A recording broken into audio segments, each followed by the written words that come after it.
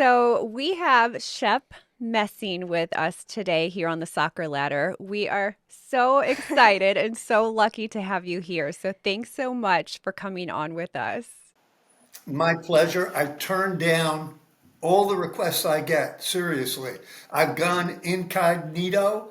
I've disappeared. I'm just chilling, but I couldn't resist you. Really. Oh my gosh, you are so kind. You just made our day, right? Yeah. We are so honored. We have been telling everyone that you're coming on with us. So anyhow, It is true. NBC calls, something's going on. I'm not interested. I'm done. But for you guys, you're doing a labor of love, mother, son. I love it. So that's why I'm here. that is so kind. Well, I started the soccer ladder because I'm a soccer mom. Liam is in his first year. He's been playing for several years, but he's in his first year with Red Bull Academy.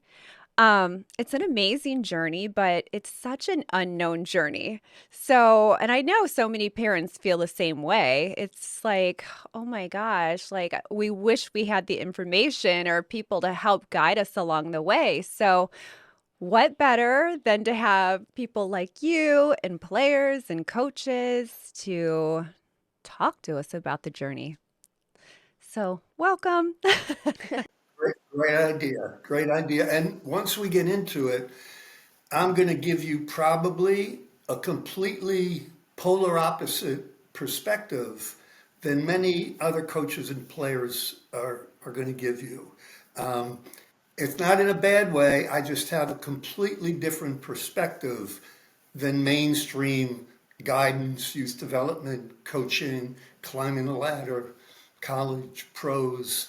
There is no perfect way, but it's almost counterintuitive what I'm going to tell you once we get into it. Ooh, I love that. But I mean, that's what the beauty of this is. We want your advice and your thoughts and the real. So this is awesome. Lee, I think you had the first question. Okay. Yep, I do. Okay. Can you take us back to your early days of playing soccer? Absolutely. And that'll shock you right off the bat. So I never saw a soccer ball till I was 16. Wow. Stop it. I did not know this. I grew up playing, I was born in the Bronx, played in the street, played in high school, moved to Long Island, played football, American football, played basketball, Megan, right? You played in college. Love that you know that. So I played in high school, I played American football, played basketball, and I was a pole vaulter, track and field. And one day, the soccer team, their goalkeeper was injured. I also played baseball. I was a shortstop. How did you do it all? Well, again, I'm going to get to that later. So back in the day, though, I'm not an advocate of playing any one sport 12 months of the year, right? We'd play American football in the fall, basketball in the winter, baseball or track in the spring.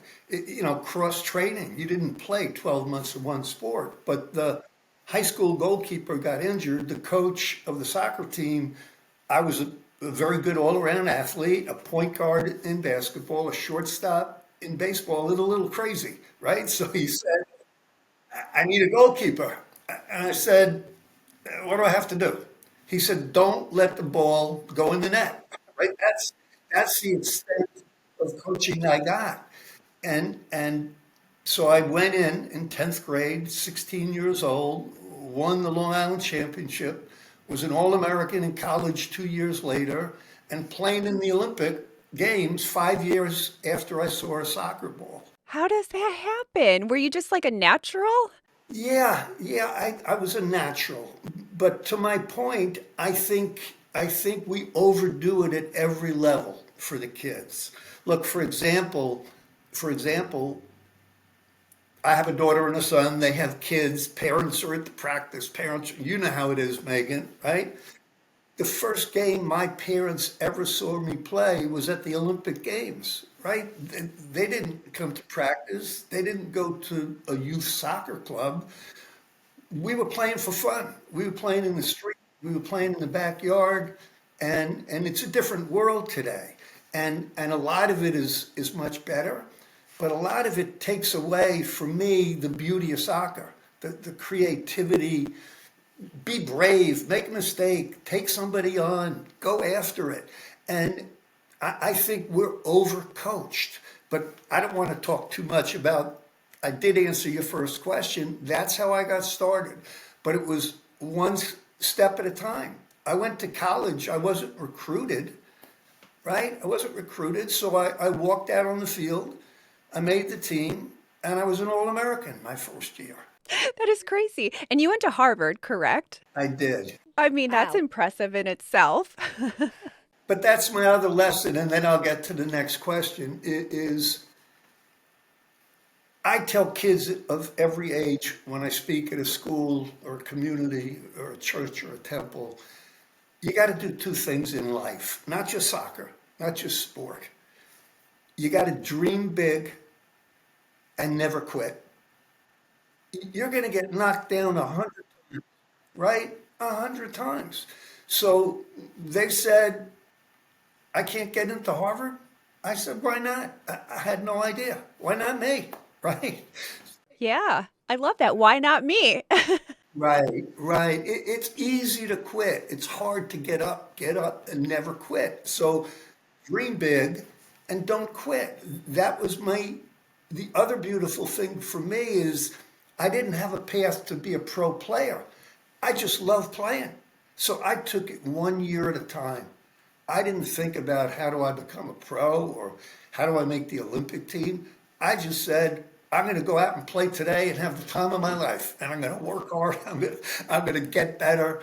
I didn't plan 10 years ahead. I lived for the moment for that day. Yeah, I can relate to that even in my life. I guess I'm not one that like overthinks everything. I have so many friends that overthink like what they're doing and then never do it. So, like for instance, with this podcast, I'm like, I think I want to do a podcast.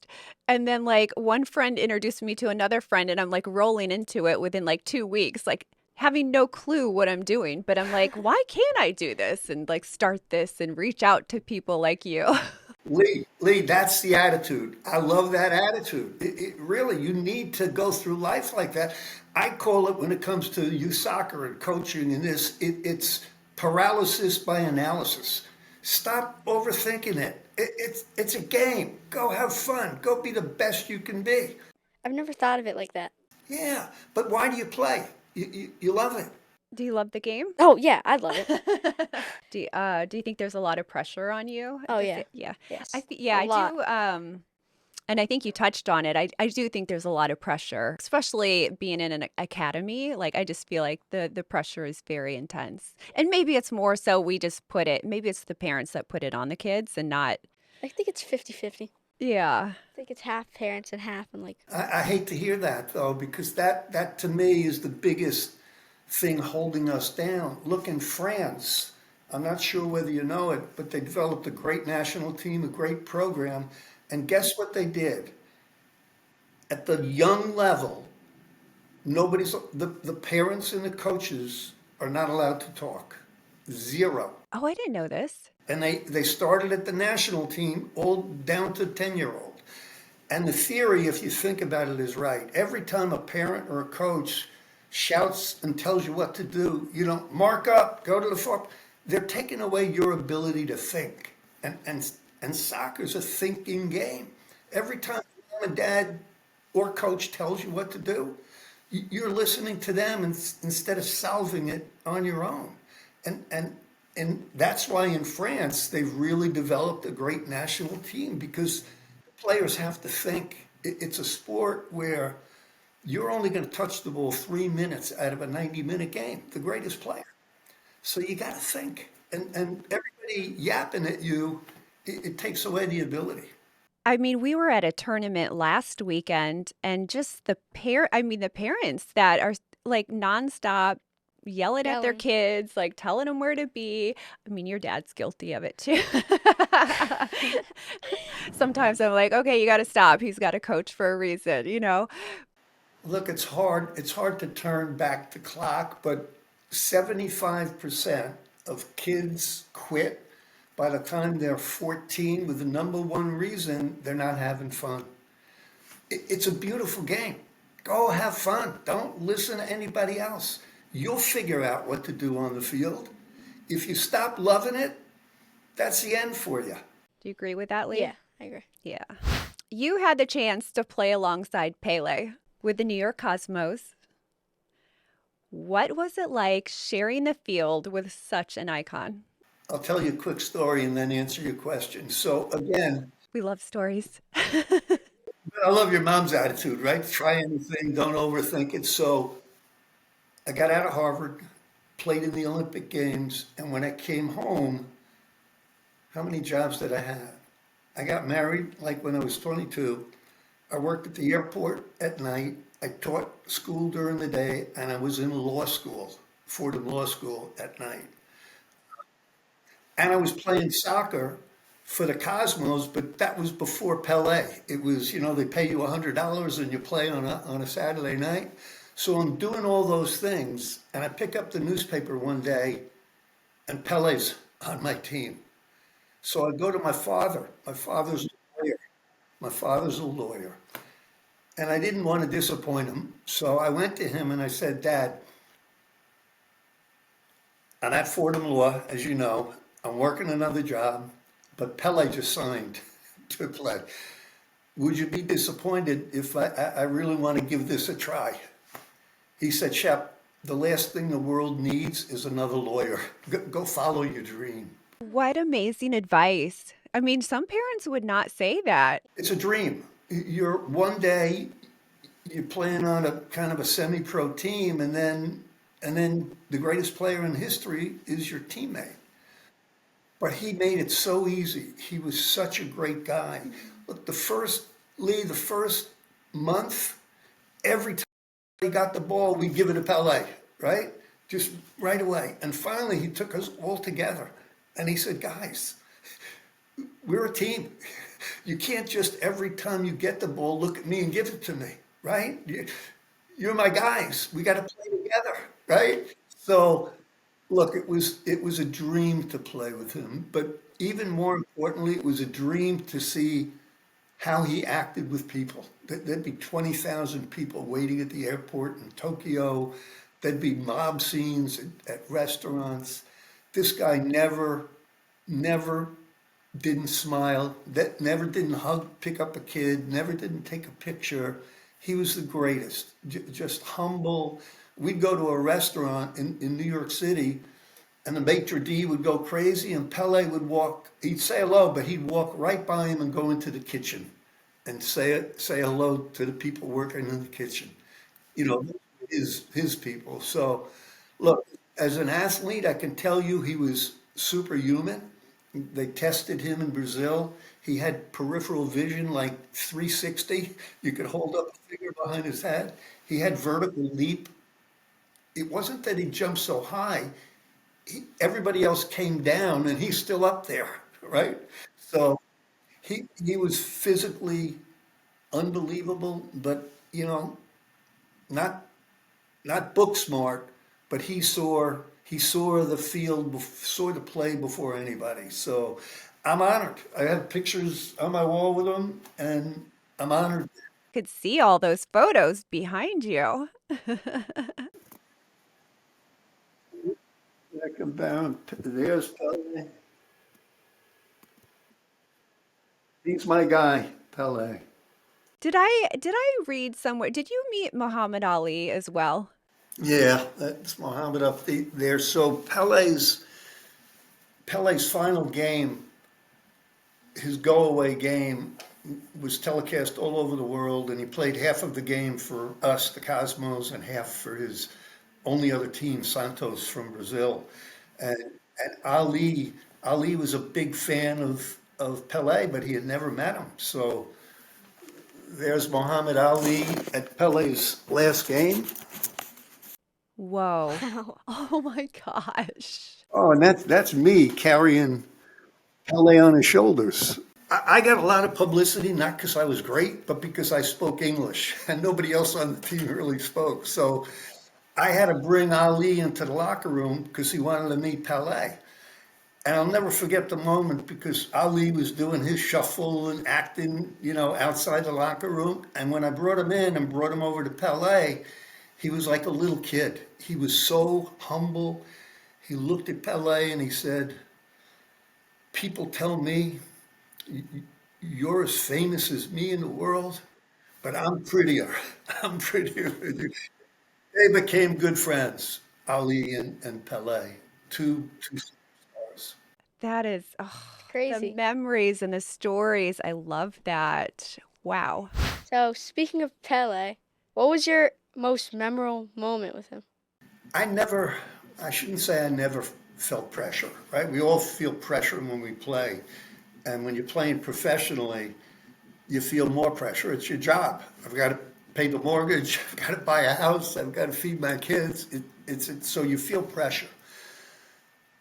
But the moment I remember with Pelé is his final game because we had almost lost in the semifinals his final season, and the game went to penalty kicks. And if we lost on penalty kicks, Pelé would be done. He'd never even get to the championship game. And, look, he was my close friend. We formed a company after, but at that moment, he gave me a big hug and he just said, "Please," right? And I saved 3 out of 5 penalty kicks. And we went to the championship. And he had never asked anybody for anything, but that championship game, he got us all together in a huddle. And he just said, "Please, guys, you know, one more game, one more game." How could we disappoint him? Yeah. Oh, I'm getting tears thinking about it. I know. I am too over here. Little chills and It's whoa. crazy. So that for me was the moment that I was part of the team that could give him that. And when the game ended, we ran and lifted him on our shoulders. How could you not do that for him? So that's a moment I think for me that I remember. That's a standout. Yes, Wow. that's a standout. Wow. You've witnessed the evolution of American soccer firsthand. How do you think the pathway for young players has changed since your days? Well, it's changed dramatically, right? Nobody just sees the first soccer ball when they're 16. In my day, there were no youth soccer clubs, no academies, no MLS, no MLS Pro, a totally different set of choices to make for a young player. Now, again, this is the father and grandfather speaking. There are how many people in the world? 8 billion people. There's 300,000 professional soccer players in the world. 300,000 out of 8 billion. So for me, if you live in this country, well, probably if you live anywhere else, but in this country, you've got to go to college. The guys like a Tyler Adams, who's a tremendous kid, a smart kid. I love Tyler. Yeah, we like him Yeah. too. To me, I can't recommend anybody foregoes college for a different path. I was going to ask you about that. Yeah, your thoughts on these kids signing younger and younger and going right to a pro contract versus college. No, no. As a parent, you're a parent. As a parent, and I'm a grandfather. No, no, you can't do that. I mean, the percentage of players, even if they sign a pro contract, that have a career after 3 years, you've got to go to college. You have to go to college, and it doesn't hold you back. If you've got talent, you've got talent. That's the bottom line. And if you make the most of your talent, they're going to find you. They're scouting systems all over the world, and now they're databases and analytics with technology to track everybody. If you're good enough, they're going to find you. They're going to find you. And I can't give any young boy or girl advice to go sign pro before college. The odds of making it, and again, I say shoot for the stars and go for it. But let's not be crazy. You could do both, and you can't give up college in the hope you're going to be a pro and never have to work again. I like that. They'll find you. Yeah. They'll find you. I'm fixated on those shirts. I love the logo. Love these. Oh my goodness. Are these were these home jerseys? Yes, the white was home. We wore blue away. Yeah, that's the home. Because I love the blue one and I was dying to get that one, but I was like, no, I have to go with the Yeah, that's Beckenbauer at home in the white. That's Beckenbauer wearing the white at home. This was a special game, so we wore green, but this is white at home. What advice would you give to young goalkeepers hoping to go pro? Back to what I said before, I would cross train, right? If goalkeeper, I played basketball. Megan, you know basketball. I played basketball with a soccer ball, right? So that I'm going up for a rebound, I'm hustling, I'm fighting, but with the size of a soccer ball, right? But look, goalkeeping is, as you know, different. You need total body fitness, right? You need agility. You've got to be tough. Uh, and it's all about your hands, right? So many different exercises with the ball and a wall or the goalpost, just you in the hands, you in the hands. But in my career, and my advice for young goalkeepers, it's all technique. I didn't believe in interval training until you're exhausted. It's technique. If the ball's over my left shoulder, how do I plant my leg? I get my opposite hand over. I push off the right leg to dive left. It's all technique. And you could use videotape to tape yourself, video, and then look at what you're doing and have somebody who is good at goalkeeping saying, no, that ball you needed to dive out at a 45-degree angle with your opposite hand over, which gets you into a vertical leap. You could really analyze physics, body movement, and body position to determine the best chance of saving that ball. And it's like anything else, Lee. Goalkeeping and field player, it's like a computer in your brain, right? After I've seen 10 years of shots from different angles, different crosses, different through balls, I have it in my brain, right? And it's muscle memory and brain memory. I know where to stand, how to be, and how to go attack the ball. And it doesn't happen overnight, right? You build that up over years. Do coaches today do what you're saying, like with the goalkeepers? Do they look at video and the technique of what they're doing? Yeah, the goalkeeper coaches I know are very, very good, and they do. It's a different position, as you know. I couldn't imagine that being a goalkeeper. You know, a field player needs tremendous skill, but again, it's almost creativity, right? I don't want some coach telling you what to do. You got to figure it out, right? The greatest players in the world figure out what to do with the ball at the feet and the defenders coming at them. Goalkeeping is a little different. You can really look at videotape, decide the best angle. Look, the one thing I learned over the years, the most important thing for a goalkeeper is at the moment of impact. At the moment of impact, when the shot is taken, you have to be poised and balanced on the soles of both feet equally. If you're leaning a little each way, Yeah, you're gonna miss it, right? You're like off. and you'll see the goalkeeper take a little hop, but boom, balanced on the soles of both feet at the moment of impact. Now I'm ready to go. Left, right, up, down. Dang, I'm glad you're not a goalkeeper, Lee.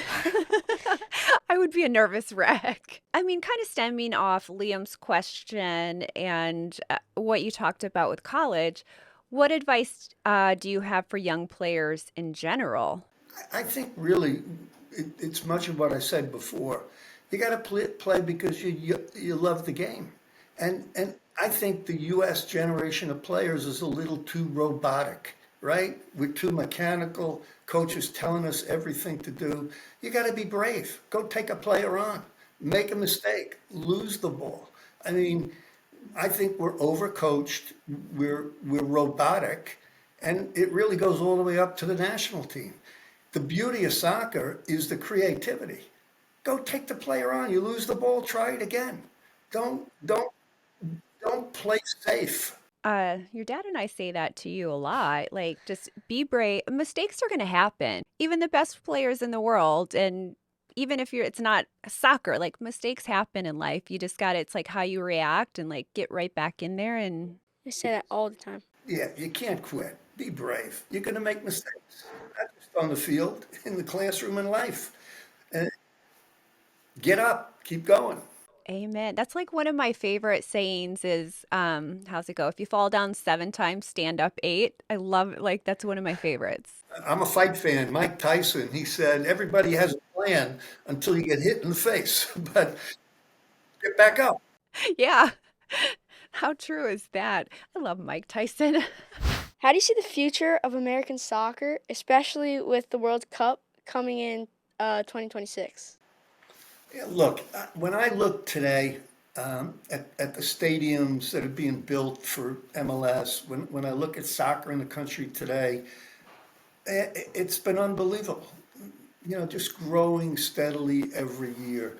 And the World Cup, as you know, coming to the US in 26, Mexico, Canada, but mostly to the US, that's going to light another match. The eyes of the world will be on the sport here. So I'm going to be watching. I'm going to be having fun. Hopefully you are too. Yeah, oh, yeah, for We'll sure. definitely have I think we're all a lot of excited. fun. MLS has grown tremendously since its inception. What do you think has been the biggest factor in its growth? It's been a steady, slow build, but just like in my day, stars stars attract people. And I think when Beckham came, when David came, that really just put it at another level. And you hate to put it on one player. We saw it with Red Bulls when Thierry Henry was here. Uh, Fans in any sport want to see stars. Yeah. Oh, yeah. You need the steady growth, and the league's done a great job. But at the end of the day, it's entertainment. We want to see stars. If we go to a movie, you want to see a star. You go to a soccer game, Beckham made a difference. Red Bull definitely wants to see stars like us, one, when we're at the stadium and we're watching.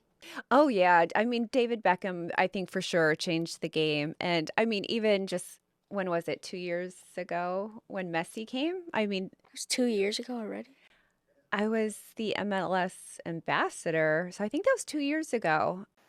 Yes, yeah, And I mean, it's like everyone wants to go to a stadium to see where he's playing, right? Yeah. And then if he's not playing, they're upset. So, yeah, yeah. Look, we want the stars. So Major League Soccer has done a great job growing steadily every year, but we need star power. And Beckham was the first. Thierry Henry, Rafa Marquez, so many. Juan Pablo Angel, and of course Messi. oh, Hmm. yeah. I mean, Messi and his whole team is kind of his whole crew. Happened in my day when Pele came, we were getting, 8,000, 6,000 people at the game. And Pele came and we were sold out at Giant Stadium, 78, 80,000 people. Do you have any funny or memorable locker room stories from your Cosmo days? I'm trying to think of the ones I could tell on this podcast. I was going to say, I know you have a bunch. Look, Pele was the biggest jokester of all, right? He put Vaseline in the players' shoes, not the soccer shoes. Like in the locker, he put Vaseline in the guy's loafer, right? Um, I'll give you a bad, I'll give you a bad locker room story. So I was playing. I had a contract to wear Puma shoes, Puma. Franz Beckenbauer had a special shoe designed by Adidas to play in the championship game on AstroTurf, state of the art. And he wanted me to wear the shoe, and I said I can't wear that shoe, right? I'm under contract to Puma. He said no, cut the stripe off, right? So I'm in the locker room before the game with a scalpel, and I'm cutting the Adidas stripes off. Stop it. Is this a true story? Oh my goodness. Of course, I cut right into my hand. Now the coach is looking. It's 10 minutes before the game. My hand is bleeding. Beckenbauer's laughing, and the coach is crying. But I taped it up and played, and we won. But so don't mess around with your equipment before a game. Oh my goodness, that's a story. Can you imagine if you wouldn't have been able to play? Because No, no, don't ever do that, Lee. I won't. and don't put the Vaseline in your teammate's shoe either. Yeah, that too. I have a story, but I know we're getting short on time. How has your perspective on the game changed as a broadcaster versus being on the field? That's a great question, Megan, because look, as a player, you're totally focused. You hear the crowd, you don't see it. You're locked in on what you have to do, where the ball is. As a goalkeeper, of course, I had the whole field in front of me, which really I think helped me as a broadcaster because as a broadcaster, that was the optics I saw it through, right? I see the whole field. I try and anticipate the play developing. The hardest thing for me, because I'm very excitable and passionate, Yeah, I love that about you. I'm always like, oh, I love his energy. I love that guy. I had a if a player like a Red Bull player made a mistake, I had to stop myself from screaming at him because I'm not supposed to root for Red Bull, right? I'm calling the game. So I had to always remember, right? You could criticize the play, but not the player, right? You could say, look, that was a poor touch. It doesn't mean you're a bad player. So I had to keep my emotion. I want to broadcast with passion, but I don't want to get personal. So I had to watch myself from cursing out some player that made a bad mistake. Do you know Heath Pierce? Sure, sure. So he was on with us last week and he told us a little like tidbit that I was just shocked by. He said that, I mean, and this could have been years ago, um, that they were told that there wouldn't be like replays because the Red Bulls play so. What did he say? No replays during the TV broadcast? Yeah, Yeah, because the Red Bulls, you know how they like just are like, pressing. Yeah, press, counter press, back and yeah, no, you have to adjust to it. So, we had years ago before you, Rafa Marquez, who was a great Mexican player, and he was a central defender. But the way he played, he could look up 70 yards, have the ball, boom, and there's going to be a shot on goal. He wouldn't build up through the midfield.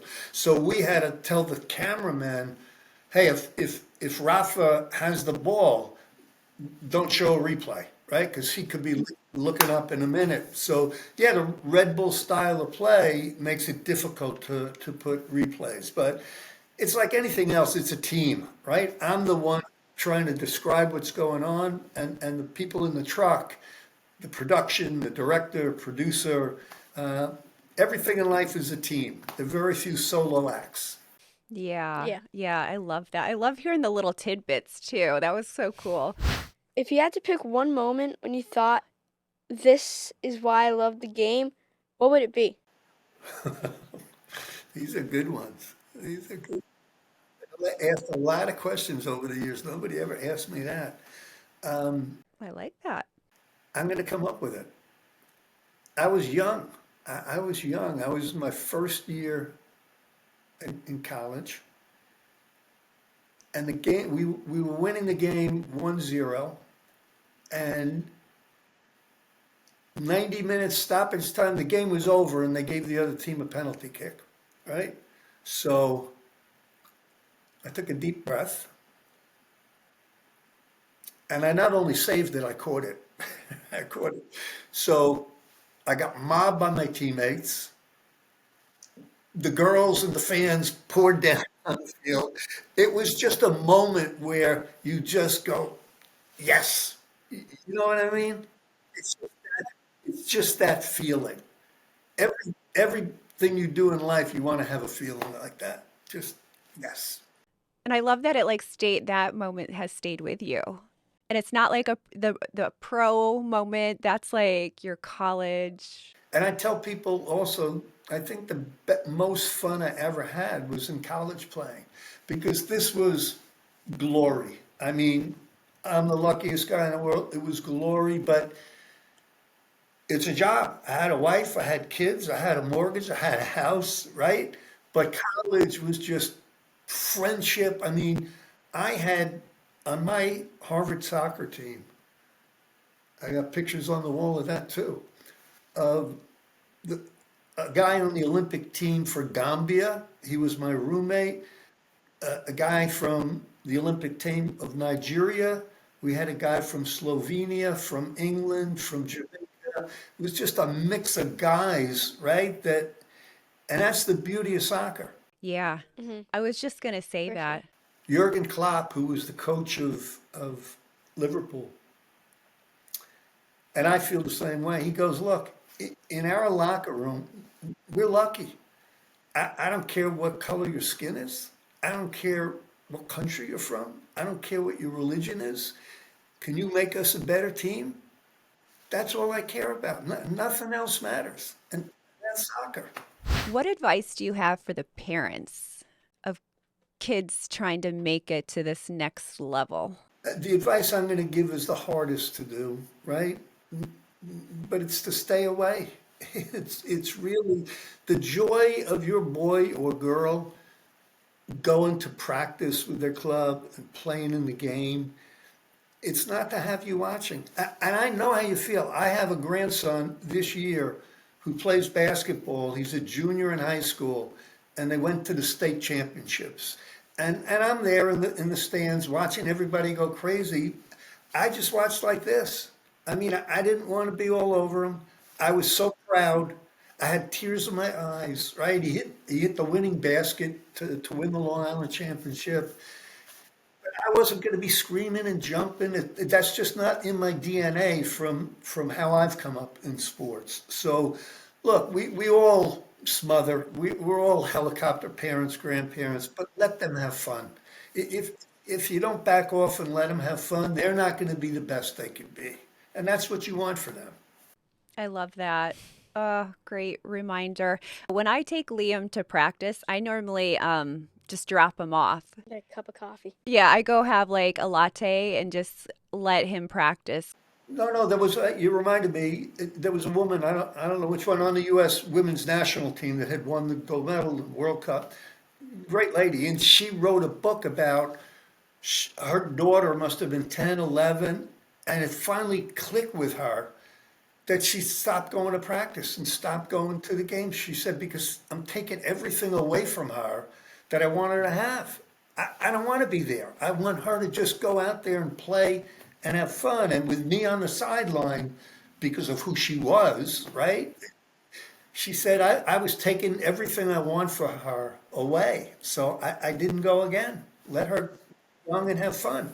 That reminds me, actually, Lee, last year when you were in the pre-academy, I made Dad for leave. the tryouts and the cuts and all of that stuff, Liam actually, and I'm so glad that you spoke up, and I feel like this is a great lesson for all the kids if they're feeling it, but Liam said to us, he's like, I'd rather have you guys not come watch. Good for you. Good for you. Good for you. I want you to wear that shirt proudly. I'm going to keep my eye on you. Well, we are running out of time. I would love to like have you back on. I mean, there's just so much to talk about and cover. Like your life story is just awesome. I told you, and I meant it. I don't do this anymore, but for you two, I'll do it. Oh, high five, So Lee. sweet. I love it. The guy at NBC was shocked. I don't know what there was some big event in the world in soccer, and they wanted me, they'll send a limo and bring me in. I said, no, I'm done. Lose my number. But for you, I'll do it again. Thank you so much. Oh my gosh. Well, hopefully one day we have a chance to meet you in person. That'd be great. That'd be great. Keep doing this. I love this. Thank you. Oh my gosh. Thank you. I know so many people are going to love this, your interview. Okay, Shep, well, you have a great day and we'll talk to you soon. See ya. Bye bye. Bye.